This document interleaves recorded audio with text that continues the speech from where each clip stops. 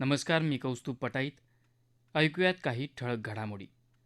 तांदूळ उत्पादनात चीनला मागे टाकून भारत पहिल्या क्रमांकावर पोहोचल्याचं प्रतिपादन केंद्रीय कृषी मंत्री शिवराजसिंह चौहान यांनी केलं. ते आज नवी दिल्लीत खरीप अभियान 2026 या विषयावरच्या राष्ट्रीय परिषदेच्या उद्घाटन समारंभात बोलत होते.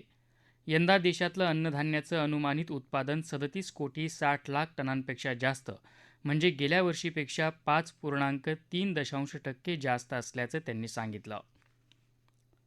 कर्नाटकचे मुख्यमंत्री सिद्धरामय्या यांनी पदाचा राजीनामा दिला आहे. आपल्या सरकारकडे पूर्ण बहुमत असून मुख्यमंत्रीपदासाठी काँग्रेस विधिमंडळ पक्षानं निवडलेल्या नेत्याला मुख्यमंत्रीपदाची शपथ घेण्यासाठी आमंत्रित करावं अशी विनंती त्यांनी राजीनामा पत्रात राज्यपालांना केली आहे. मुस्लिम बांधवांचा पवित्र सण बकरी ईद आज राज्यात भक्तिभावानं साजरा होत आहे.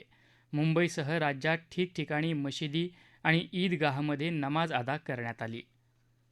सीबीएसईच्या 12वीच्या परीक्षेच्या मूल्यमापन प्रक्रियेबाबत काही त्रुटी निदर्शनाला आल्यामुळे आता पुनर्मूल्यांकन प्रक्रिया सुरू केली जाईल, अशी माहिती केंद्रीय शिक्षण मंत्री धर्मेंद्र प्रधान यांनी दिली.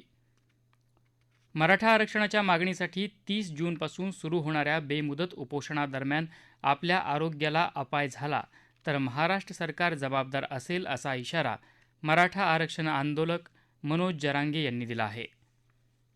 विख्यात शायर बशीर बद्र यांचं आज भोपाळ इथं दीर्घ आजारानं निधन झालं.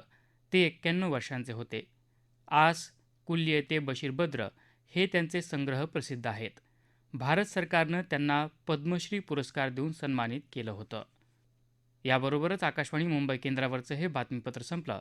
पुन्हा भेटूया संध्याकाळी 7 वाजता आकाशवाणी मुंबईच्या प्रादेशिक बातमीपत्रात. नमस्कार.